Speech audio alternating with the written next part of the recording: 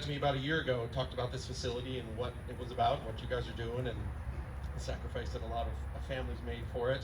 And this is a drop in an ocean that is this amazing facility. So my crew is here. They volunteered their time, drove from South Dakota. My family is here. My father, also a C-130 loadmaster, hasn't seen a C-130 in 60 years. And the base was amazing.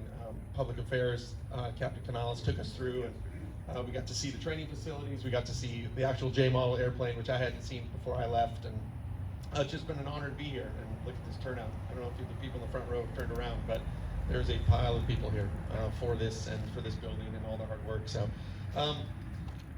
yeah, this is ADD manifested into a thing. Yeah, it was just a conception that Will and I came up with. I actually want to give a shout out to the concrete. This was not the original concrete design.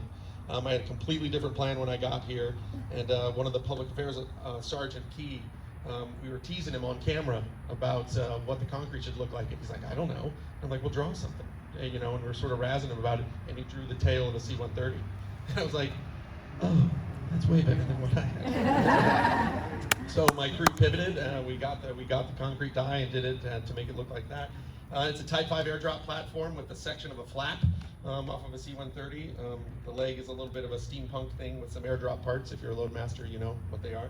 And I just wanted to give you a little rock to go with it. So the propeller blade, Will told me no, I couldn't get one. Lockheed Martin was a one-for-one trade, and I wouldn't get it. I'm like, well, watch me go. And I called a guy, I know a guy, and I came out of a boneyard in Miami, Florida for $800, had it sent to South Dakota, and then turned around and brought it to Arkansas. So amazing. My wife and daughter get to see this part of my life that they have never seen. I was long gone from the military when I met both of them, and my crew has only heard stories of some of these amazing loadmasters that are here that I was stationed with. There's a whole line of them back there in sunglasses and civilian clothes. You'd never know. The shenanigans we did were long before Facebook and Instagram. So thank you guys, this is amazing, and thanks for having me.